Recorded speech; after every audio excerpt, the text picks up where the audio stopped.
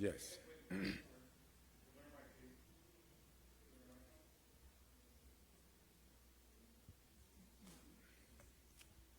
James Hill with James Hill Sports. Coach Woody, Yes. the Florida Classic, it's part of the history and the experience here in Florida for a lot of people. Just talk a little bit about this. You've been a player and you're coaching it for the second year. Oh, it's special. I mean, having an opportunity to be from the state of Florida, both schools from the state, knowing, a lot of people, who played in this game. I mean, great crowd, like a homecoming type situation. I mean, it's what you sign up for, to play a game like this.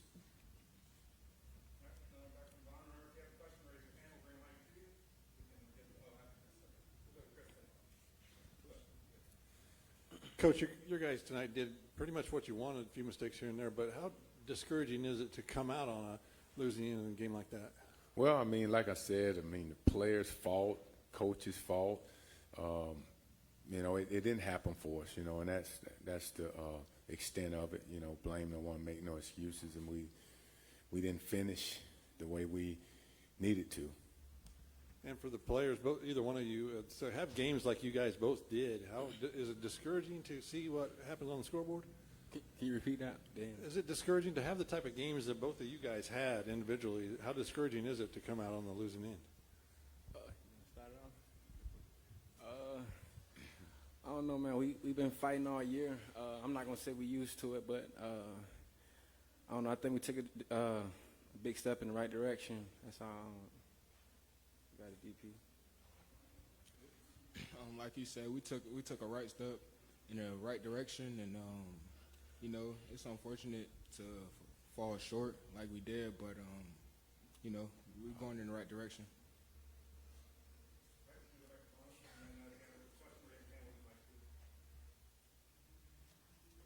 This goes to the players. Sometime when a season is not going the way you want it to go, how difficult was it to keep your guys together and understand, listen, we've still got before us the biggest game of our season?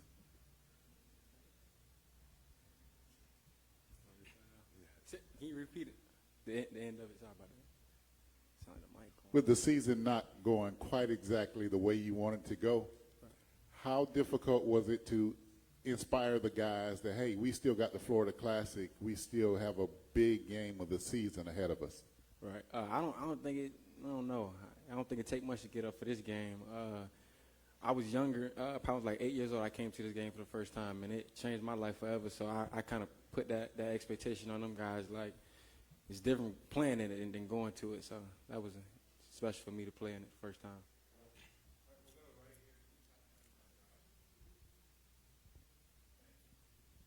I appreciate it, Coach. Keith Hadley, Fangs Up Podcast. This is one of your higher offensive productions for the season. Could you talk about some of the things that you were able to take away? I mean, you do lose a game, but can you talk away some of the positive takeaways for the Wildcat faithful? Well, being able to run the ball and then also getting the ball out on the perimeter, I think we did both of those aspects, and we, did it well. And I'm, like I said, proud of the guys progressing and not degressing.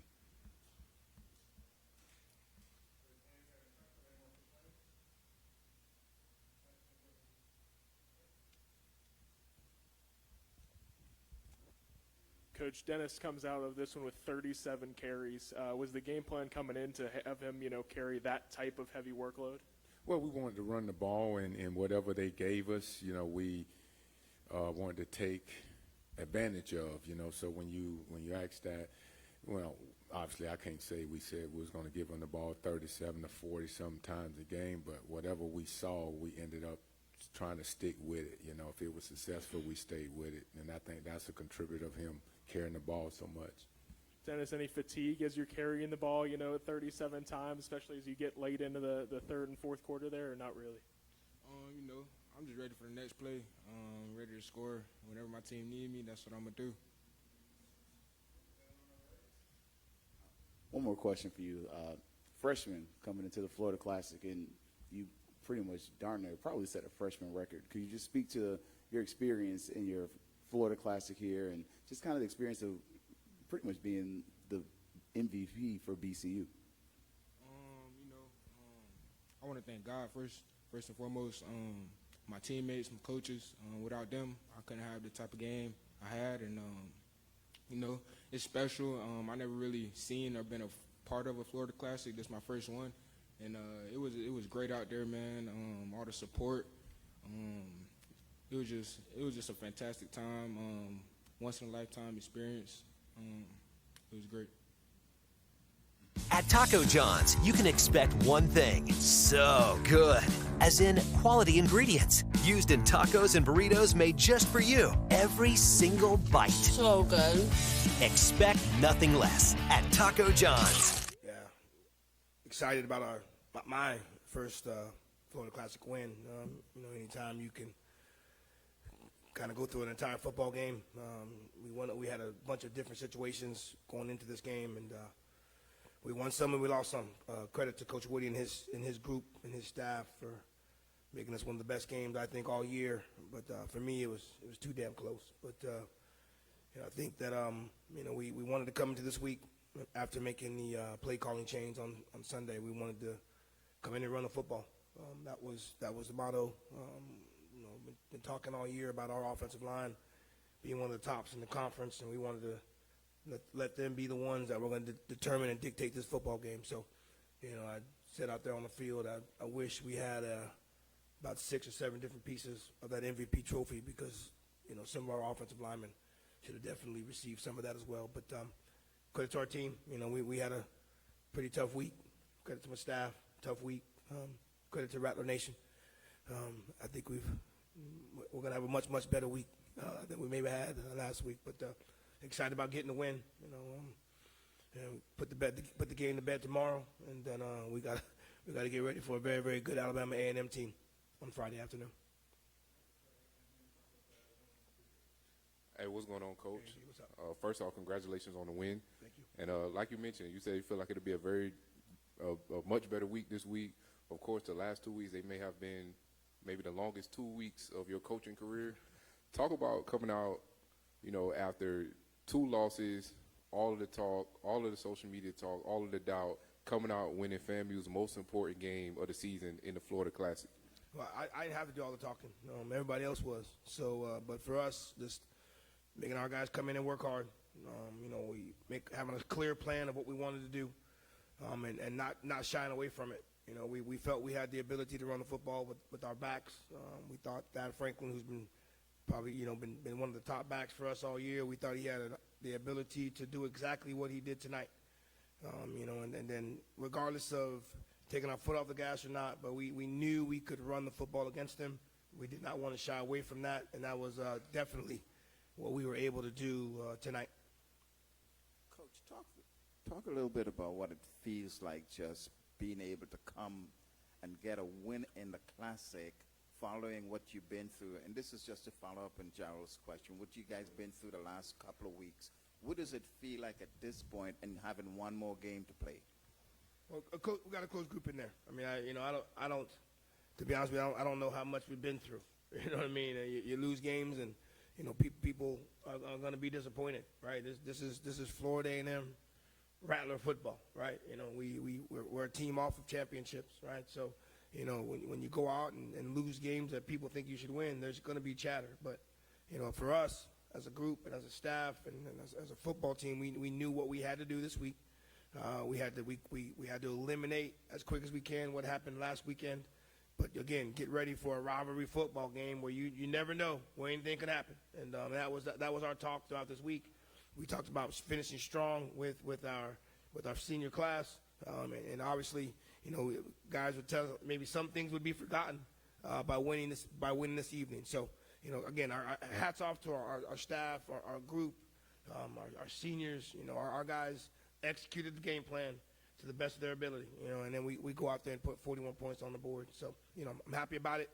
We got to show up some things on defense, special teams wise. We got to make sure we stop giving short fields, but again, hats off to our offensive line, to our general right here, our quarterback to my left-hand side, and to our running backs and the offensive staff. They did a great job this week.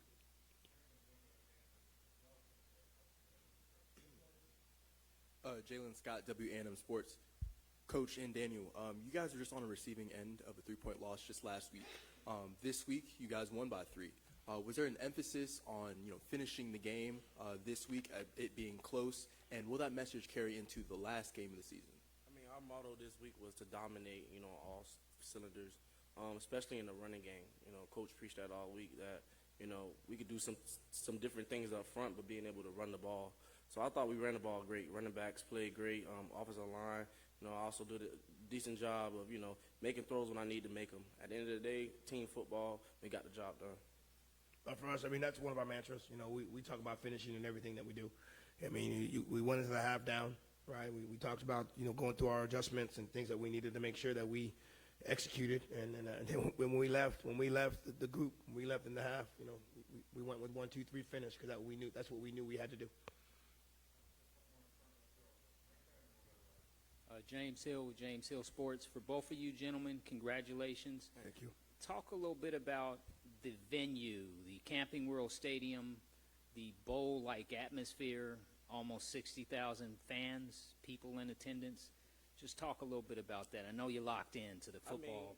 It's an amazing feeling when you see so many people like that. But, we play at FAMU. We used to this, you know what I'm saying? So, going throughout the week, it's just another game. Like Coach said, they just in our way. And at the end of the day, you soak it up, the bowl atmosphere, you stay at a nice hotel and you get nice gear and everything like that. But, number one job is to get the job done and win on Saturday because at the end of the day, the fans want to see us, win. That's it. That's all they care about is winning. Obviously, the amazing build-up throughout the week, right? You're getting ready for a very, very good opponent, right? Then you got your luncheon yesterday where everyone's all in the same building. What it boils down to the game, everything that led up to the game, and then it was time to play the game. So, I think both sides saw a very, very good football game. I think both sides were obviously excited about the scoring and things of that nature. But you want to be on the right side of this. The coaches that have the longer tenures in this series are the ones that are successful in this game.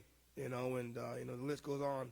For the people that have been successful here, wearing the Rattler hat. So, if you want to be successful here, you got to make sure you're successful in this series. And it's great. Trust me, it's great to be 1-0 in this thing as opposed to 0-1. James, you said on Wednesday about your running backs, you find the hot hand and you ride them, and you certainly found them today in Thad. I think they all had hot hands, right? But again, T.J. Lee, Jalen Goss, Ashton Grable, Cesar Reyes, Chris Davis, Ricky Taylor. All you guys just mentioned, y'all don't know, but those are our offensive line. Those coach, just run the ball. We made a play calling duty change on Sunday, and I talked to the offensive line coach. Just run the ball. We can run the ball this week. Just run the damn ball. That was what it was. Monday, Tuesday, Wednesday, Thursday, Friday, and tonight. Those were the sentiments. Don't go away from it. Right, we had the opportunity to do some RPO stuff based off of our run game, So we did it. We hot hand in the first, second, third, and fourth, and I'm excited for him. I'm excited for Dad, excited for Wu, excited for Bo, and excited for Rattler Nation because they got a chance to see what our offense can truly look like on a weekly basis.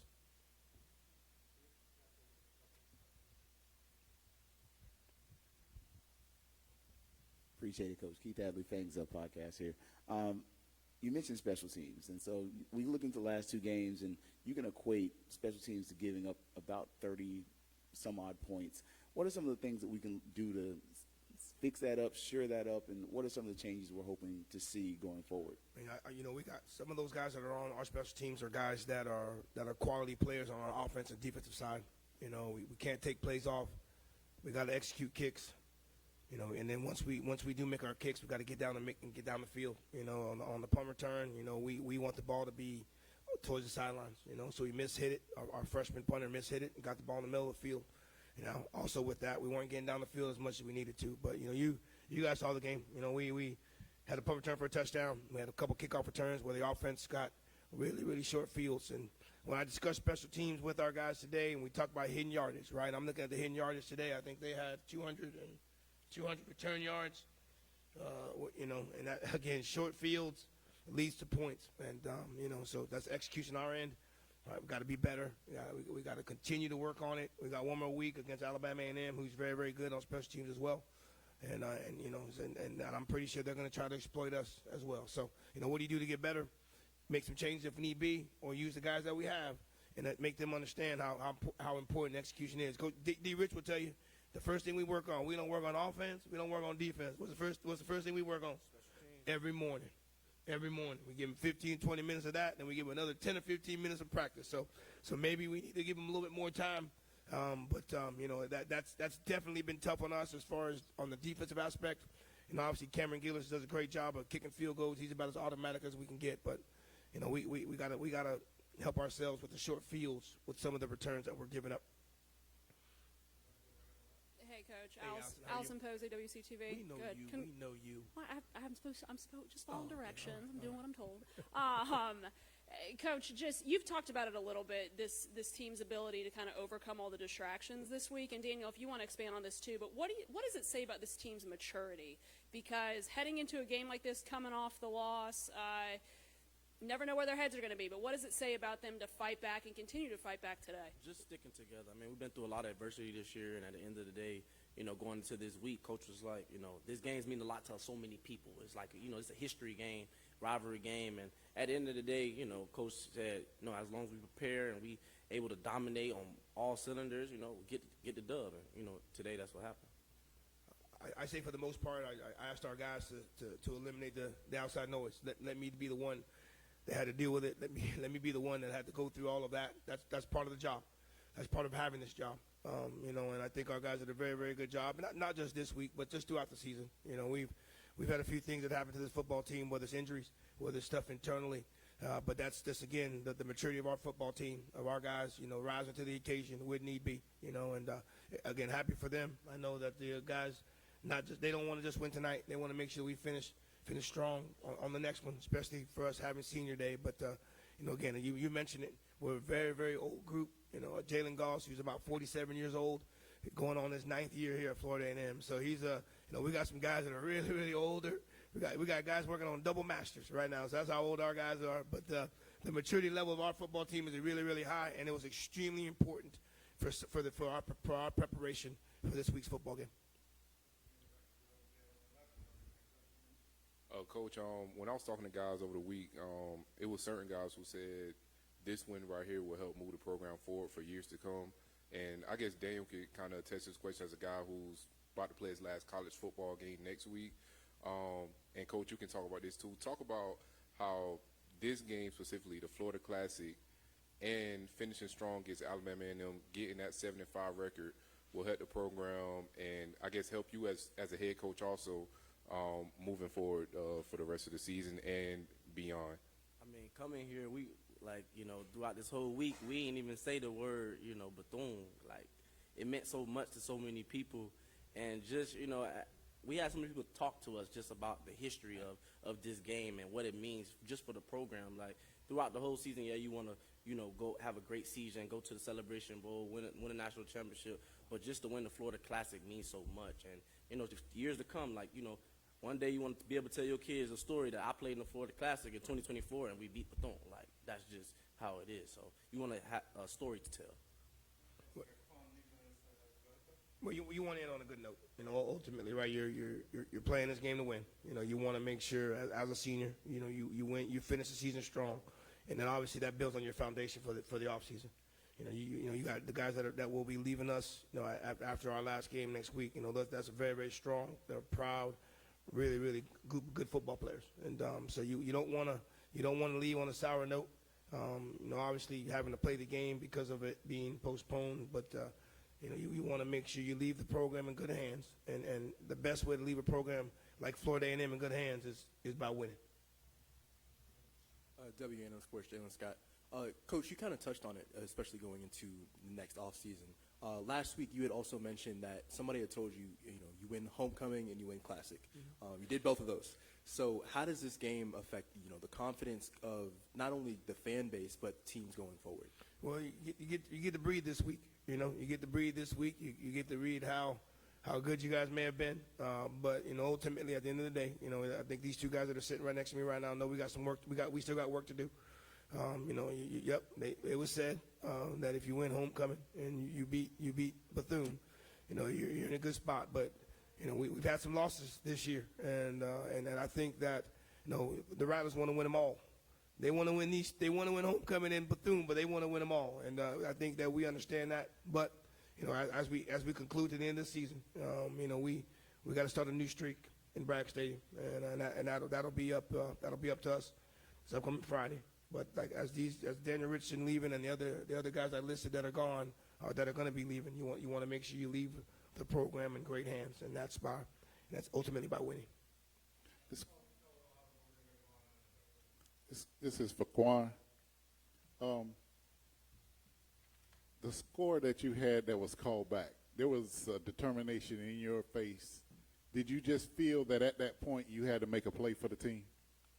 Yes, sir, I did. I just knew it was a big opportunity to make a play to change the game.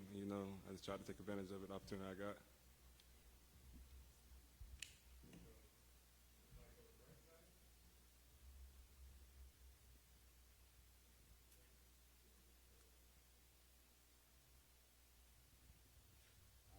Question for Quan and Daniel. So, two-parter there. So, Quan, welcome back. You played at UCF and had some time there. Could you speak to kind of coming back in the Florida Classic and having like a resurgence back, in a city where, you may have different feels? And then, Daniel, could you speak to what do you tell the next generation of aspirants and those who want to come behind you and be 1-0 or have a perfect record in the Florida Classic?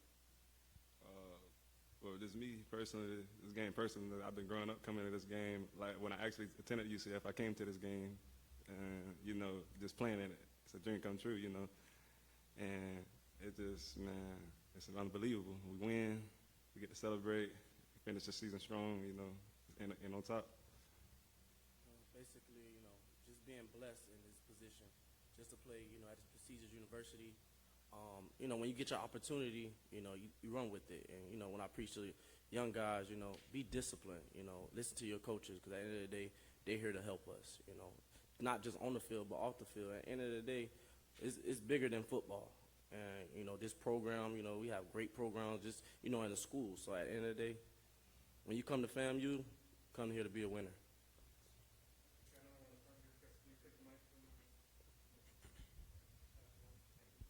Last question here. This one's for Quan. So a lot of the questions going into the season was who's going to step up in positions where you had a lot of guys leave. And on defense, it was Lamron Jenkins. For offense, later on this season, it was you. So being that you guys both graduated from Buchholz High School, what does it mean to come together on either side of the ball and kind of step up for your team? Just something being installed in us from high school. Just just play for your brother. And then to show up when your name's called, like stepping up. We got our chance this year to step up and make some plays when we're called on, and then we just took advantage of our opportunity. So that was a big thing for us. So.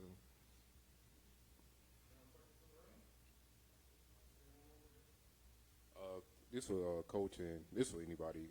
Next week, senior day, Dan Richardson. I know it'll be a very emotional game, your final game in Bragg. I know you only spent a year here at FAMU, but I'm sure it was a rewarding one for you. And Coach, also kind of sending off your first class of seniors. Talk about that a little bit, the emotions, and like you said, you want the new streak in Bragg to start this Friday coming up. Basically, we just want to leave off on a good note, especially senior class. Guys I transferred in with, and guys that seniors now. Start a new streak in Bragg, and I just want to leave a good note that I was a great leader on this team, and I was just a great person overall throughout this whole university, and I want everybody to know that.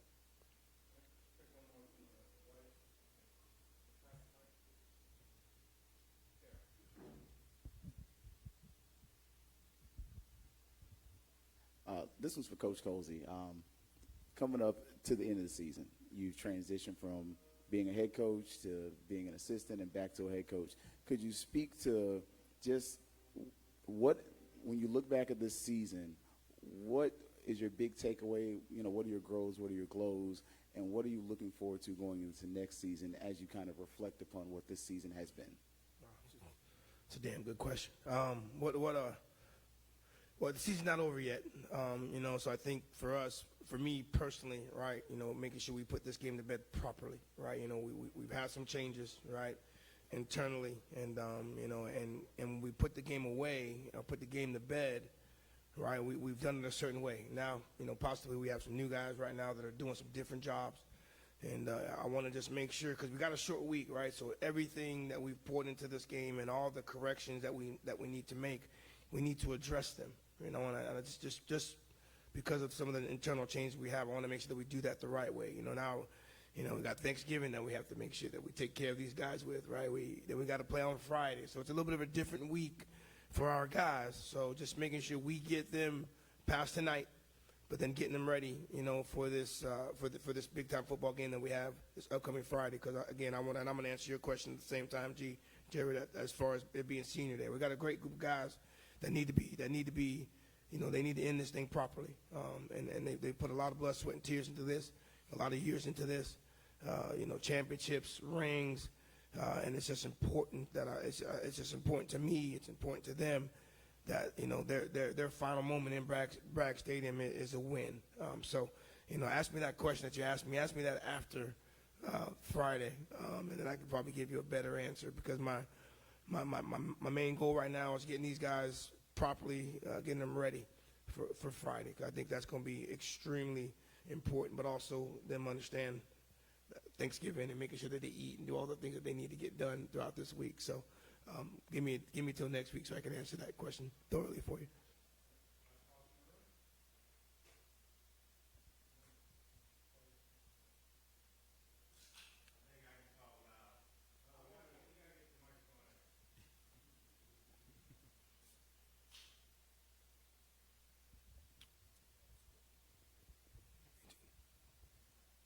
Kevin Rojo, ONG Strike Zone. Coach, talk about, you had a new play caller today. We had almost 500 yards of offense. What was your thought, and this is for all three guys, what was your thought in terms of how the offense flowed today, the production, and was there anything specifically that was different? I mean, no, we didn't change any, you know, it was just how the plays were called. At the end of the day, guys, you know, stepped up to the plate. We was able to run the ball, and Coach put us in positions to make plays, and that's what we did. Yeah, I mean, the conversation that I had on Sunday when we made the change, and then just speaking throughout the week about what we wanted to do, you know, and I think that we wanted to hang it up on our offensive line. You know, we've for the most part, I thought we've had the best offensive line throughout the year, and I know at times it might not have shown it, but you know, we got a very, very good group of guys up front, senior group. Guys that took a lot of pride into this, and as our conversation throughout the week was, hey, let's coach, make sure we're running the football. You know, even tonight, right? Even tonight, you know, there was some maybe, you know, an inkling that we might get away from it. No, we let on the headset, keep running the football, because it also opened up our passing game. You know, and so, you know, again, a little better rhythm. I feel. You know, I think it was 305 on the ground, and you know, D. Rich is gonna be mad at me because we only threw for 180, but you know, 305 on the ground, 180 in the air, so you're close. It's 485. I think, you know, you get 485 and you score 41 points. You should be in have a pretty good opportunity to win a football game. And you know, so again, I think I mentioned it earlier. We had one trophy for the MVP, but I think our offensive line should be chipping off some pieces, getting some of that themselves.